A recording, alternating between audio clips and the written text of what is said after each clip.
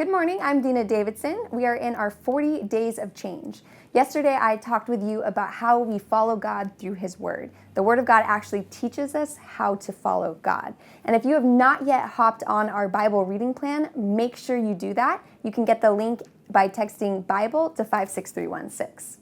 So yesterday, we talked about following God through His Word. Now we want to talk about following God through staying in constant conversation with Him. Martin Luther said this: "To be a Christian without prayer is no more possible than to be alive without breathing." I love that quote. I love it because it gives me a goal as a Christian. I want prayer to be so natural for me, so intuitive, that I am praying in the same way that I am breathing. It should be as natural, as unreflective as that. As I'm going throughout my day, I'm not thinking, "Oh, I need to breathe." No, I am just breathing. It is part of who I am. It keeps me alive. That's what I aspire to in my relationship with God. I aspire to be in such constant conversation with Him that I want to catch myself mid-prayer talking to God, realizing I'm praying. That's so crazy. I had no idea. I just started because that's my habit, always talking to God. But it's actually possible to talk to God in less good ways. I know that sounds crazy. I don't want to make you nervous about praying, but Jesus actually gave us some specific instructions about how we should talk to God.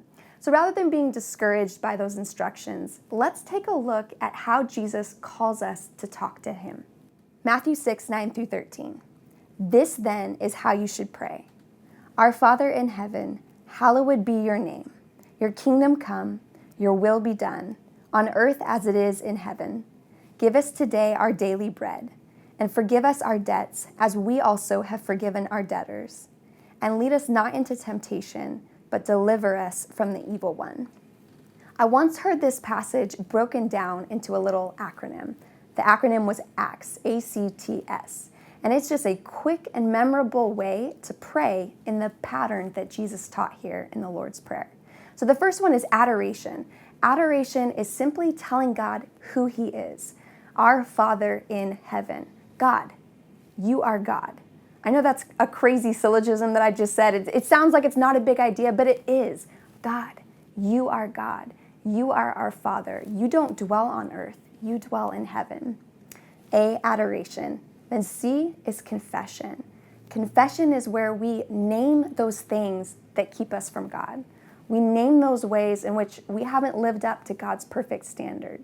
We name those things that are making us feel guilty and making us withdraw from God. We confess those to God. Adoration, confession, then the T stands for thanksgiving. Thanksgiving is different from adoration. Adoration is where we tell God who He is and we adore Him for being who He is. Thanksgiving is where we thank God for what He's done. And this can be an amazing thing to do, is to thank God for your salvation. Thank Him for dying on the cross for you. Or thank Him for something as simple as your workday started off great, whatever it is. And the last one, which is typically actually what we think of when we think of prayer, is supplication. Supplication is presenting your requests to God. It's not making any demands of Him. It is just saying, God, this is what I need. God, this is where I'm at. Give me my daily bread.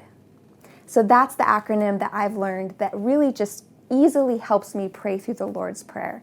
Adoration, confession, thanksgiving, and supplication. Use that model today. Try it out for a few days and let it keep you in that constant, everlasting conversation with your God.